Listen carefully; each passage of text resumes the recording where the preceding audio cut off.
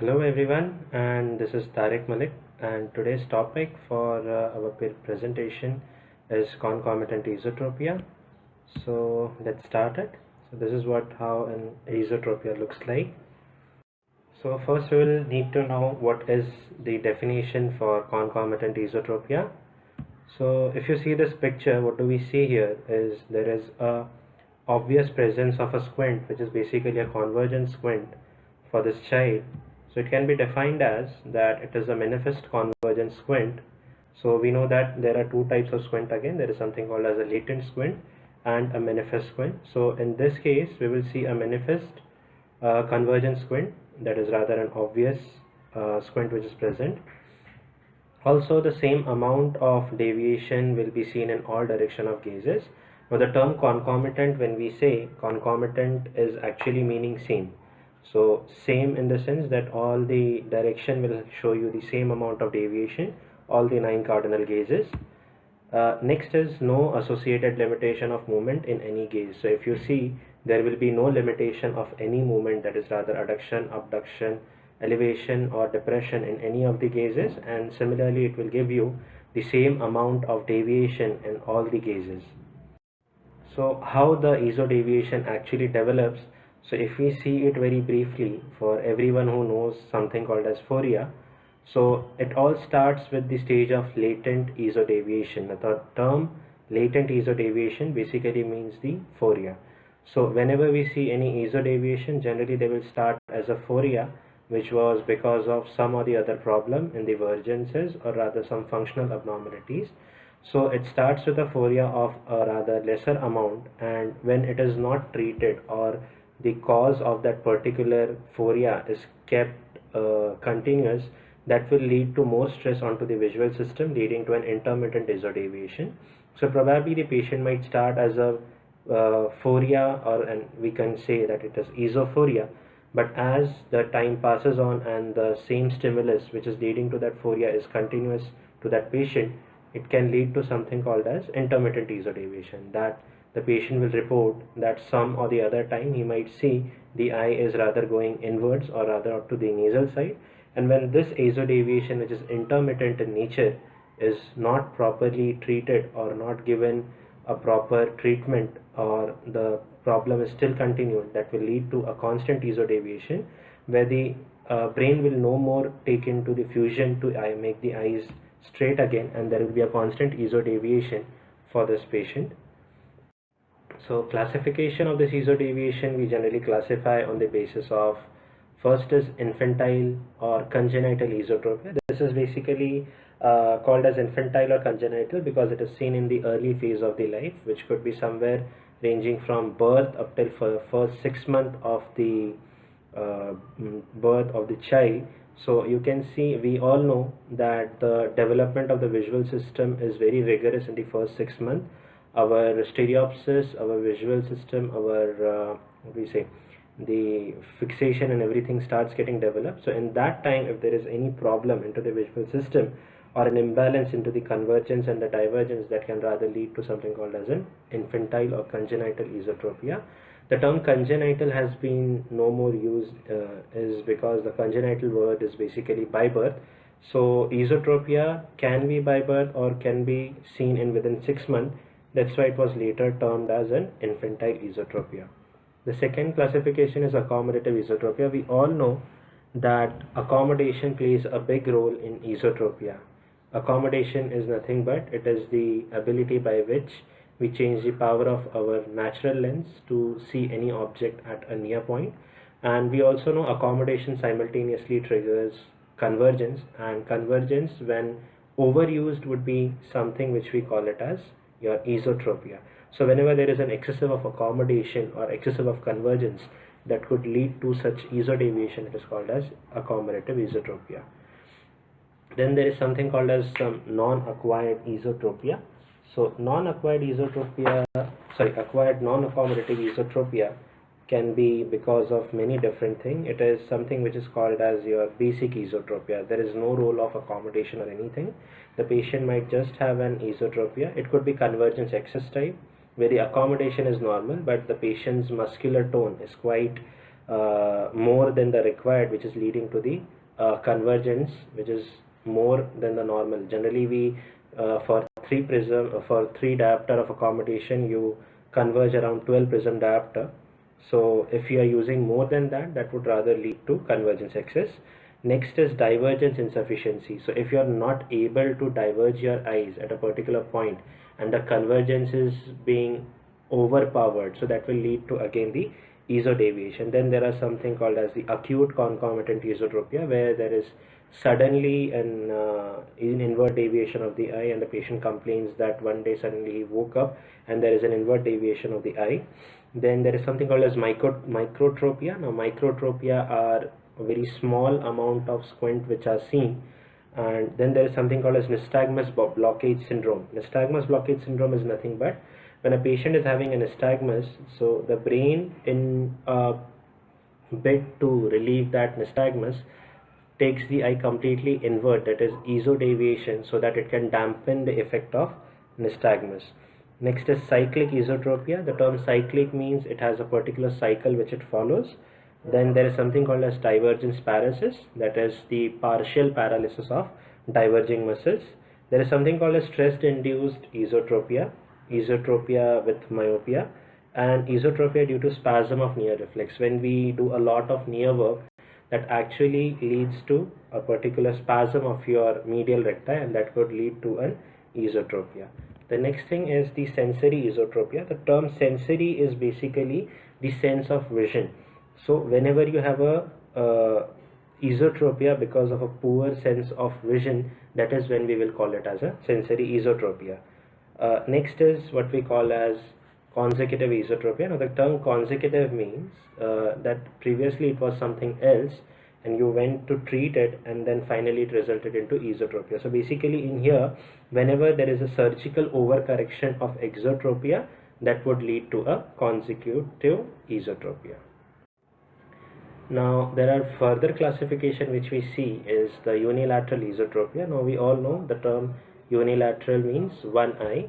So if you see in this picture, one eye, which is rather the left eye of the patient, is into an esodeviated state, whereas the right eye of the patient is the one which is fixating. So it is more frequent than the alternating esotropia. One eye is habitually preferred and the other is kept in constant deviation. So generally what happens, the eye with a better visual acuity is used to keep the fixation, whereas the one with the lesser visual acuity or with the problems will be kept into a constant deviation. Next is the patient with a small angle of esotropia generally develops a harmonious ARC. So what happens when the patient is having a very small amount of deviation in one eye, so because of the deviation it will start giving him diplopia. So the brain starts developing its retinal correspondence and give rise to a harmonious ARC, so the patient can overcome the diplopia. So next is alternating esotropia. So the term alternating means that both the eyes can alternate the fixation. So it will be somewhat like this. So in this case, if you see in one picture, the patient is using the right eye for the fixation, whereas in the other, the patient is using the left eye for the fixation. Okay. So here what is happening, that either eye is used alternatively for the fixation. So either of the eye can be used for an alternative fixation, and uses cross fixation when the angle of deviation is large. Cross fixation means the patient will use the left eye to see any object which is onto the right side and use the right eye to see any object which is onto the left side. So that is basically called as the cross fixation pattern. Visual acuity will be almost equal in both the eyes. So if you see the visual acuity in such cases, you will find out that near about they are almost same. So no such difference or no amblyopia is seen in such cases. So sensory adaptation in the form of ARC is small only in seen in the small deviation. So you can see ARC in such cases, but only when the deviation is very small. Generally in large angle of deviation, we see an alternating pattern and alternating suppression in such cases. So in large angle of squint, the NRC will prevail, but the patient will have an alternating vision, that is basically an alternating suppression. So it's about the question time. So I would rather ask you, after going through this complete set of slides, that can we define what is concomitant esotropia? Can we define or explain how the development of esodeviation happens and the difference between unilateral and alternating esodeviation? So the next topic which I'll be taking for this presentation is something called as infantile esotropia. Now, infantile esotropia, as we have already discussed, it is something which will be early into the stage of life. So basically, if you see this child being into very less age, so it was previously known as the congenital esotropia, but the term congenital was a misnomer, because when we say congenital, it should be by birth. But whereas this esotropia is generally can be seen within the first 1 or 2 months of the age, or even ranging between the first 6 months of the life. As we know that the binocular vision is developed rigorously into the first 6 months of your life. So etiology, what is the etiology or the causes which can lead to the congenital or the infantile esotropia? So this picture, what it generally shows is that the child nowadays have a lot of near work. So near is something which will lead to accommodation, and accommodation will lead to more use of convergence, which can lead to the term esodeviation.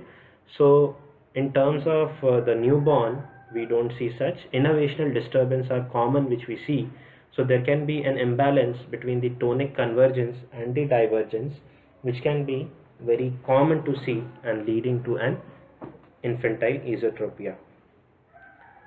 Next is the role of accommodation. It has also been reported that the accommodative element may be responsible partially or wholly in some of the cases in infantile esotropia, because we know the muscles which are actually responsible for the accommodation are quite strong when a newborn is into that early stage of life.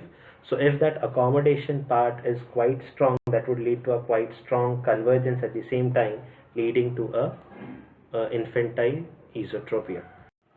So what are the clinical features which we generally see in such cases? First of all, the time of onset. So not all esotropia or any esotropia can be said as an infantile esotropia. The time of onset is rather one of the important things which will differentiate between an infantile esotropia and other types of esotropia. The time of onset, as in this cases, could be ranging from the day of birth up till the first 6 months of the life. So we need to ask in history very clearly to the patient or the patient's guardians, that when was the first time when this deviation was seen. So most of them should manifest within the first 6 months of the birth, or generally in the normal infants. So the next clinical feature we see is the angle of deviation. Most of the patient with infantile esotropia have a large angle of deviation for both distance and near fixation. In half of the patient, the deviation measures something between 30 degree or more. The angle of deviation is usually kept stable except in few cases where there is an accommodative element. That means that when you will try to assess the angle of deviation in such cases, you will find out that it is almost same for distance near, but if there is an accommodative element present in such cases, you will find out that the deviation for near is rather more when compared to the distance. Coming on to the next point is fixation pattern. Now, as already told, this is an esotropia. Generally in bilateral cases, or usually we see an alternate fixation occurs in the primary gaze, and a cross fixation pattern can be seen very commonly when the patient tries to fixate at the lateral gazes. So if you see in this picture, for the object which is in the right side of the patient uses the left eye to see that particular object, because already the eye is into an invert position, and from that position it is very easy to assess that particular object, because the visual direction is directly coinciding with the object. Whereas on the other side, if you see, when the object is placed at the left side, the patient uses the right eye, because again it is straight into the line of sight for the patient. But the moment you will close the eye for the patient, he will start using the same eye for the same side of the object. So the fixation pattern which we see in the cases of esodeviation is a crossed fixation pattern. We generally have some tests to actually assess if there is any presence of paralysis or anything. So generally we see for a doll's head phenomenon test. Now what is doll's head phenomenon test? Generally you move the head of your patient to the lateral side and again take it onto the same straight ortho position. So when you will move the head of the patient, automatically the eye should move into the opposite direction. For example, if I turn the head of the patient towards the right hand side, the eye should move towards the left. It will be opposite always towards the direction. So if there is any palsy or paralysis present for the patient or for the child, you will not be seeing any doll's eye phenomenon into such cases. So this is one of the tests where we can actually find out if it is a concomitant squint or an inconcomitant squint. So generally a normal result for this test should be the moment you moved or rotate the head of the patient, automatically the eye should go into the opposite direction. Next is rotating the child to demonstrate the abduction. You can rotate the child. In this technique, the examiner holds the infant in his hand and rotates him completely, first in one direction and then suddenly into the other direction. While rotating towards the right, the examiner should look for a quick abductive movement in the infant's right eye. So what will happen? The right eye, when I move the patient, or rather rotate the patient, the patient's right eye should go into an abductive movement if it is rather a concomitant squint.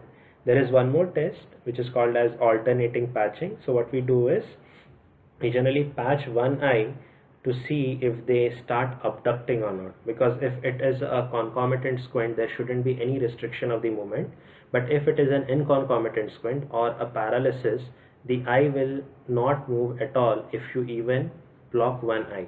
So what happens, if you occlude one eye, the other eye will start abducting, and that will give you a sign that it is a concomitant squint. The other thing which we see is visual acuity, which is rather normal or equal in both the eyes of a patient who freely alternately fixates.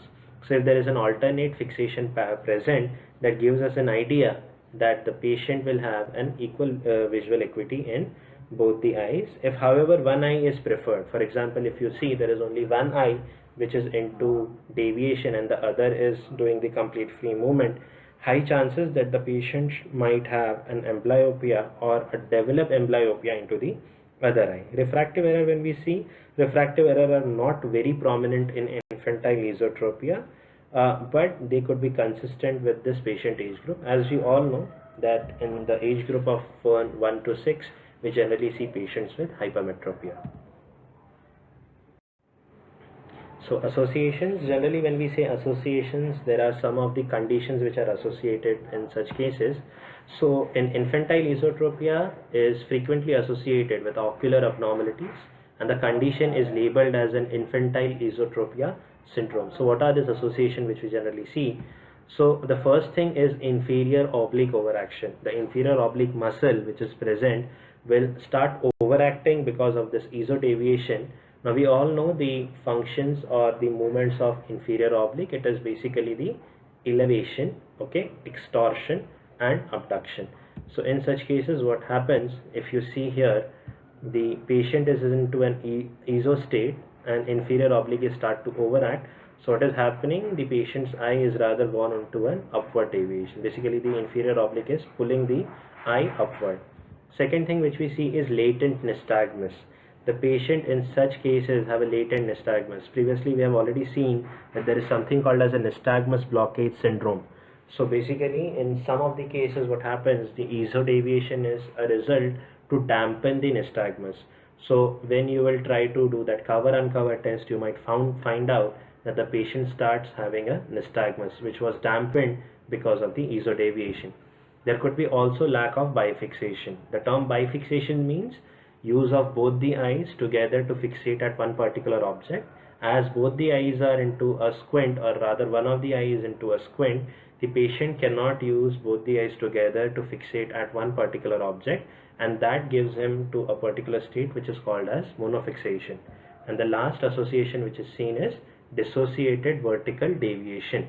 Now the term dissociated vertical deviation means that one eye, when you cover, one will go up and the other will go down. There is no particular association between two eyes. Automatically happens that both the eyes have different deviations. One might go up, the other might go down. Finally, coming on to the management point, how do you manage such cases? The first point of management is a proper clinical evaluation and a differential diagnosis. Before jumping onto management, one should be very clear and very much understandable about the evaluation and the diagnosis which he has done. For example, if you have not done the diagnosis properly, you can never manage a case properly, because if there is a case with an accommodative esotropia which you are treating as an infantile esotropia, the treatment plan completely differs altogether. So if there is any point where the differential diagnoses are not being seen properly or the evaluation have went wrong, you can land up with a completely different management which will not help the patient. So a clinical evaluation and differential diagnosis is very important in such cases. The second point is a non-surgical management. What all can be done for this patient without the inclusion of surgery? Because most of the time in such early cases, people try and jump directly onto surgery. First, you should be trying as much as possible to treat such cases without any need of surgery, and if it is not getting treated, only then we will land up with the surgical opinion. The next is surgical treatment, which are done by the ophthalmologist, and finally the post-surgical treatment if required, because many times what happens that after a surgical treatment also the patient still comes up with complaint like diplopia and other such problems. So we can help such patients with a post-surgical treatment. So what are the clinical evaluation and differential diagnosis? So as we all know, there is something called as pseudo-esotropia. So just by looking at a patient, we should not jump into a diagnosis that the patient is having an esotropia. There are many cases or many causes which are responsible for the false appearance of esotropia. We all know that a prominent epicanthal fold or a very narrow nasal bridge, or rather what we can say a small IPD, can lead to a pseudoesotropia. So all this should be excluded before landing onto a diagnosis. Infantile accommodative esotropia, as I told earlier, some of the cases do have a role of accommodation into the esotropia. So if the patient is having an accommodative esotropia, the simple treatment for such cases is to give a complete refractive error with a particular amount of plus power to relieve that accommodation, so that the patient can get a easy and a simple way of treatment. Next is sensory esotropia. So if we have any sensory problem for the patient, whatever treatment we give, that will not act, as the problem is into the senses. The patient is unable to sense the light. For example, if there is a cataract, if there is a retinoblastoma, or if there is anything problematic with the optic nerve head, or rather the complete optical your pathway. So if there is any such problem for the patient, any treatment whichever we give in terms of glasses, in terms of prism or anything, that will not help the patient, because the sense of light is not going into the eye, which is being not read by the brain. Next thing is Ciancia syndrome. Now as we know, syndrome is nothing but it is a group of disorder which is rather seen. So in Ciancia syndrome, what we see is it is basically characterized by a large angle of esotropia, that is more than 60 prism diopter with cross fixation, and both eye appear to buck in towards the nose. So basically you will see a big amount of esotropia, that is more than 60 prism diopter, completely converged eye, as if they are going inside your nose. The face turns towards the fixing eye. Whichever eye will start fixating, the face will slightly turn towards that eye. Limited abduction. Here what the problem is that the patient has a very limited abduction. So here we get a what we say limitation of a movement, and bilaterally with good abduction saccades. Jerk endpoint nystagmus on attempting the abduction with minimal or no nystagmus on adduction. So whenever you will ask the patient to look at the lateral side, he will start having a jerk nystagmus, but the same problem will not happen when you ask the patient to adduct. And tight medial rectus muscle revealed on forceduction test. So if you do a forceduction test in such cases, patient with Ciancia syndrome, you will find out that the medial rectus is quite tight and it is not very easy to pull it. Vision is most comfortable with the eye in the adduction, leading to a face turn towards the fixing eye. So what you will see is that there is a face turn which is seen in such cases. Next is congenital fibrosis syndrome. Now if you see the term, congenital is something which we say is by birth. Fibrosis is something which is getting very much tightening.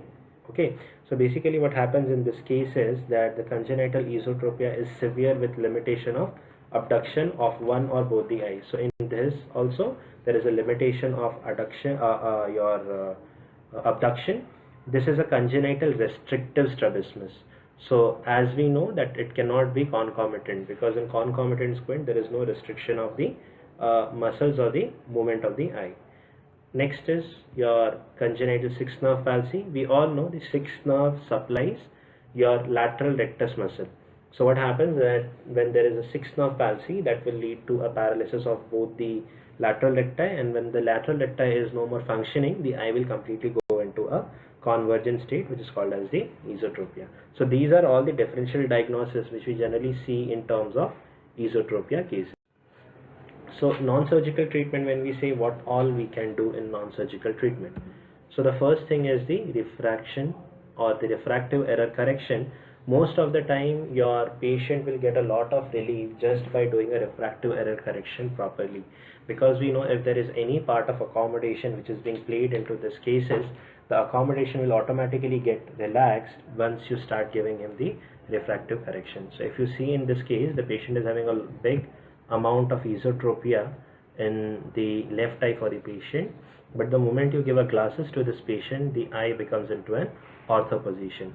Okay, so the next thing is treatment for amblyopia. Many times what happens that because of some or the other causes, one eye is gone into a state of amblyopia, because of which it is no more being used by the brain. So only the patient is using one eye for complete fixation and the other eye is not being used.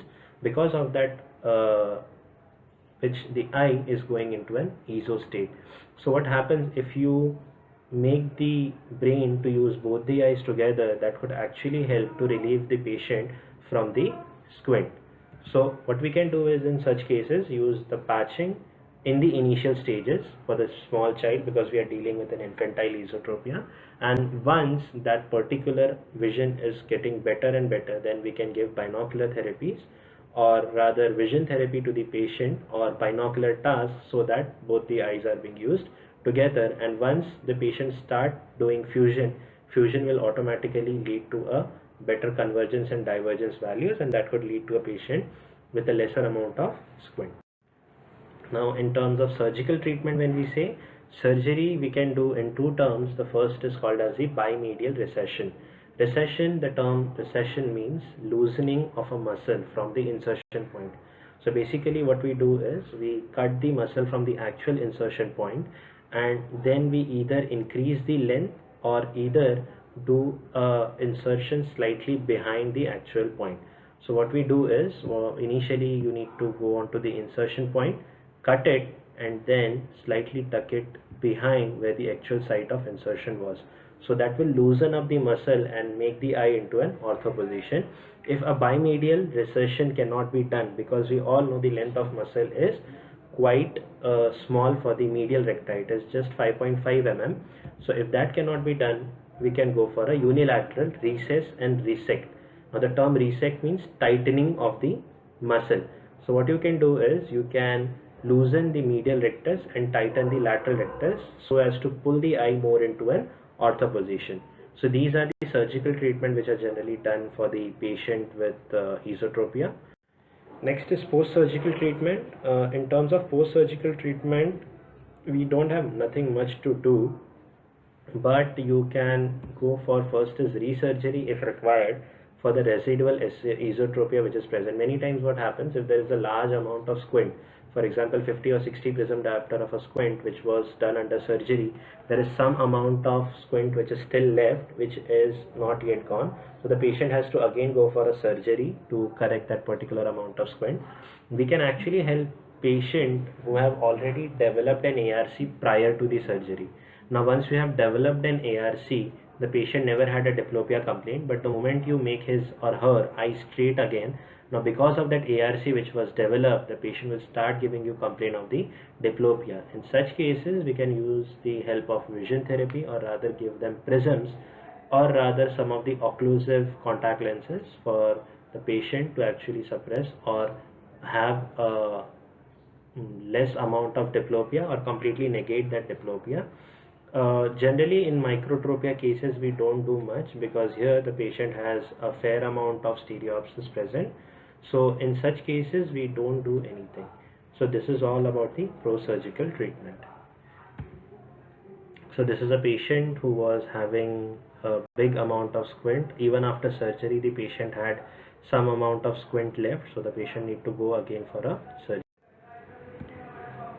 So coming on to the questions after going through the infantile squint, the first question would be defining how or what is infantile squint. The second point is what are the clinical features of infantile squint? What are the features we see generally in a patient with infantile squint? Third is how do you differentiate it from the other forms of esotropia? As I discussed earlier, there are many different types of esotropia which we see. So we should be very clear and understandable about how to differentiate between infantile esotropia and the other forms of esotropia. And finally, explain in brief the treatment options for infantile esotropia. And I would like to thank you for your complete attention onto this presentation. The next presentation which we'll be having is onto the other forms of esotropia. Thank you and goodbye.